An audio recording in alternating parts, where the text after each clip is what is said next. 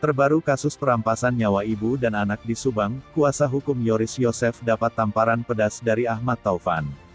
Namun sebelum lanjut mohon subscribe channel ini dulu, agar kalian tidak ketinggalan informasi setiap hari. Bagi kalian yang sudah subscribe, semoga banyak rezekinya dan sehat selalu. Kalau sudah subscribe mari kita lanjut.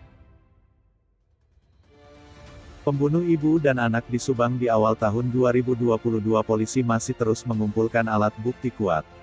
Meskipun sketsa wajah pelaku sudah dirilis pada tanggal 29 Desember tahun 2022 lalu. Kendati demikian rilis sketsa wajah pelaku pembunuh ibu dan anak di Subang itu, polisi masih membiarkan pelaku yang tergambar di sketsa wajah itu tetap berkeliaran. Inikah yang menjadi teka-teki di balik sketsa wajah pelaku pembunuh ibu dan anak di Subang? Apakah si pelaku pembunuh ibu dan anak di Subang itu ada? Atau memang sketsa wajah pelaku masih misterius? Ketegangan terjadi antara kubu Muhammad Ramdhanu alias Danu dengan kubu Yoris dan Yosef karena sketsa sosok pembunuh ibu dan anak di Subang. Ketegangan ini berawal saat kuasa hukum Yoris dan Yosef, Rohman Hidayat melontarkan pendapatnya terkait sketsa sosok pembunuh Tuti Suhartini dan Amalia Mustika Ratu itu.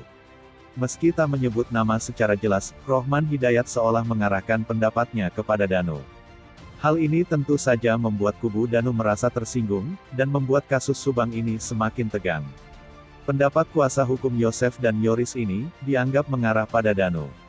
Danu pun bahkan sampai bersumpah bahwa ia tidak terlibat dalam kasus pembunuhan Tuti dan Amalia Mustika Ratu. Taufan meyakini, ciri-ciri terduga pelaku pembunuhan ibu dan anak yang dirilis Polda Jabar, sama sekali berbeda dengan Danu. Polda sudah menyampaikan sketsa dan punya ciri-ciri.